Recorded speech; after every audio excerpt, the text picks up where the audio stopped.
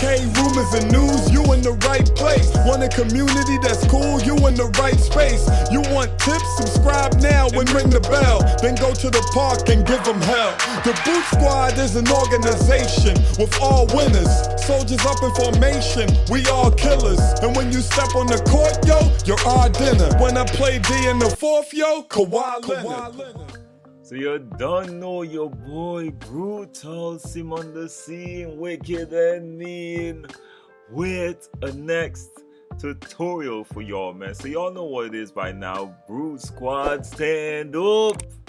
We out here, man. We in the building. We in the building. When y'all got that notification bell on lock, trust me, man. Put that notification bell on lock and put Brute Squad in the comment section, man. I do appreciate y'all, man. Y'all know what it is. The grind don't stop. And I got this interior defensive tutorial for y'all, man. Y'all see what I'm using. Yeah, I'm actually using a shooting guard build. This is my glitch 6'9", man. I ain't gonna front. This build cheesy as hell. But let me show y'all what's the most important thing when it comes to defense. Of course, you need certain things like strength, interior defense. I think this build is like a 70 or around 70 or so. You need to be really effective interior wise. But let's get to the badges, and this is where one of the biggest things, some of the biggest things that will impact your interior defense is. Now, the first thing you need to have is post lockdown. Now, the only thing I could get on this build is bronze. If you could have bronze, equip it. And what this is important for is really to help you with strips, man. Whenever, you know, a lot of people, a lot of senders kill you with that drop step, this badge gives you the ability to get some strips in, all right, which is very, very important. Y'all need this. Now, next thing y'all need with that is, of course, ball stripper as well. This is for when people come at you with dunks and layups and just helping you protect the rim overall. Definitely very important as well. Now, the next thing you need is intimidator. This is a must-have. Put this as high as you can, and you see right here, you need a 95 or above block to get this Hall of Fame. And of course, y'all see I got it. So yes, definitely important intimidator. This works better interior versus exterior or on the 3-point line. Let's be honest, I still think this doesn't work. Although they buffed it for perimeter defense, I still think it's not that effective at all. Now, the next thing you need is hustler. Now, this helps you go taller and get a lot of rebound and recover a bunch of steals. It just helps you and gives you a nice burst towards loose balls, man. All right, not necessarily 50-50 balls, but loose balls are just out there and no one's getting it. It gives you a boost to recover all that stuff. Now, you see right here, this is something that a lot of builds won't have, and a lot of builds just have gold. Now, this is why I prefer you go with a power forward versus a center, because a lot of centers, all they have is, like, when it comes to their steals, it's probably silver and below. But if you could put it silver or whatever you need to help with some animations when it comes to intercepting passes, this actually helps you do a lot of work before, or even like prevention is better than cure. If the ball can't get down there, they can't post you up, they can't score on you or stand below the basket and just throw it up. So definitely an important badge. Now remember, this is a shooting guard build, so yes, and that's what I'm playing paint defense with, right? But whatever, we're not gonna have, this is the one iffy one that your builds might not have, to be honest. Now, this is the next one. You gotta equip Pogo on Hall of Fame. I want to show y'all how to effectively use this badge. A lot of people don't know how to really get the most out of Pogo Stick Hall of Fame. And of course, you know the rim protector, you put it high as hell, as high as possible. Rebound chaser as high as possible as well. And box, I'll rock it on silver. You can rock it whatever, but silver is good enough from what I understand. Now, you are gonna get, and I'm gonna show you how to avoid letting people hit you with that worm, but you are gonna get wormed a few times if you just have this on silver. Now, you see what I got right here. This is all I have. Chase down, of course, yeah, to help you getting back in transition defense, very important as well. But overall, this is what I'm rocking for interior defense. Now let's get to the animations and let me break this down for y'all.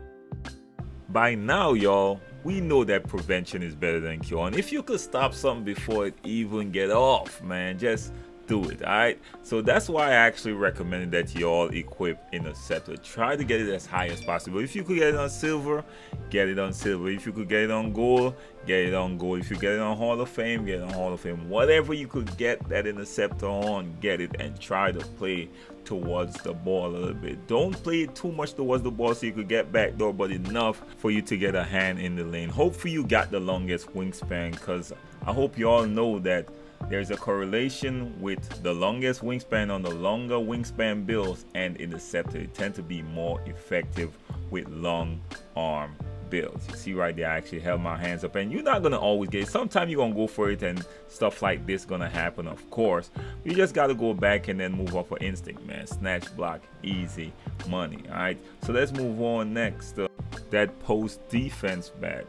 Now the reason why you equip that badge is so you could get strips whenever people are doing the drop step. This is the best time. As soon as they hit you with that drop step, hit that steal, the higher the better. I got it on bronze, so I'm not gonna get a lot, but I will always recommend that you equip that badge as high as you possibly can. The higher you are, the more effective you will be at killing these drop steps, of getting strips against these drop steps. All right, so let's move on to pulling the chair. One of my favorite things to do against people that are trying to back you down. Now it's really simple to do this, man. It's very simple.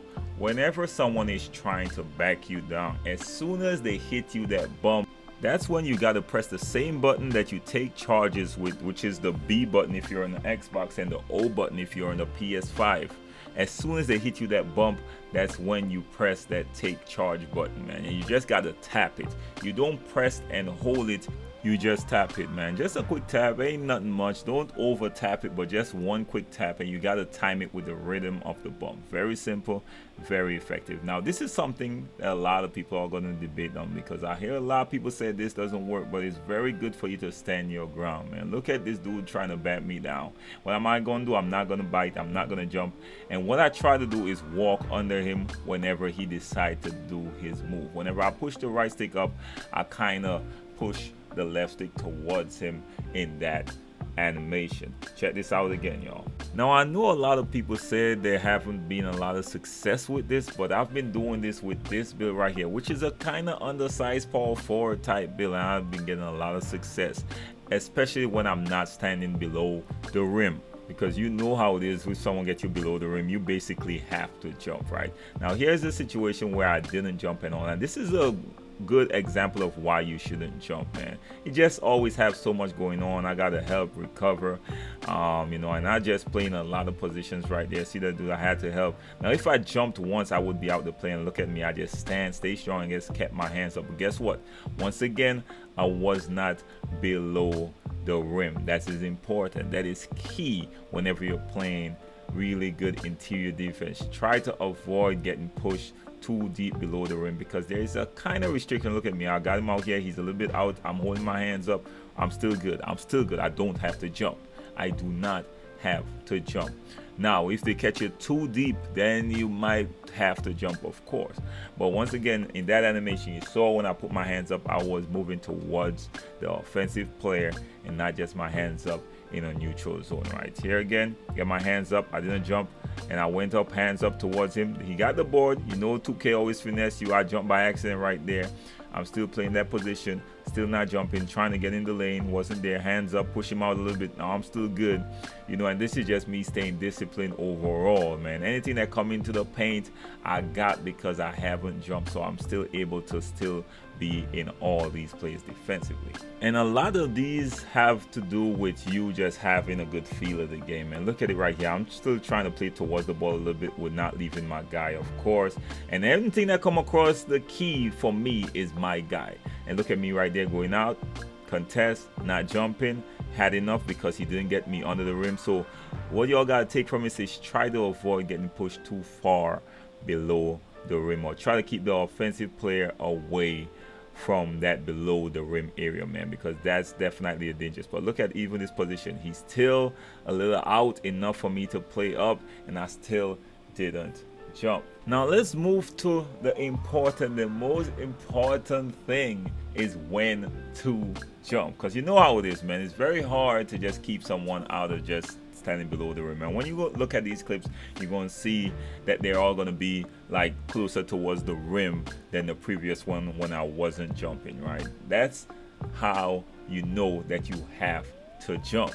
Okay, now there are a few things you gotta know, right? Check out all these clips. Look at this position right here. I know I have to jump, and I'm gonna explain to y'all how to use pogo stick. Now there's two different jumping when it comes to you jumping and blocking shots, especially in the paint. There's the aggressive jump where you hold down the turbo and press jump, right? Or triangle if you're on the PlayStation, or Y if you're on the Xbox, right? You hold down the turbo, which is the right trigger. That's for the aggressive one. You leave that alone when you're playing paint defense.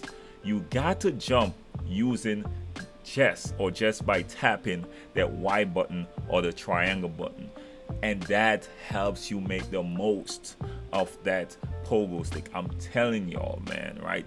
That's what I use when it comes to me playing paint to defense, especially when I'm in the wrong position or they're too deep inside. Check out these clips right here. Check this out. Now he's already in the wrong position. I'm trying to get back. Now he's below the rim. I had to jump.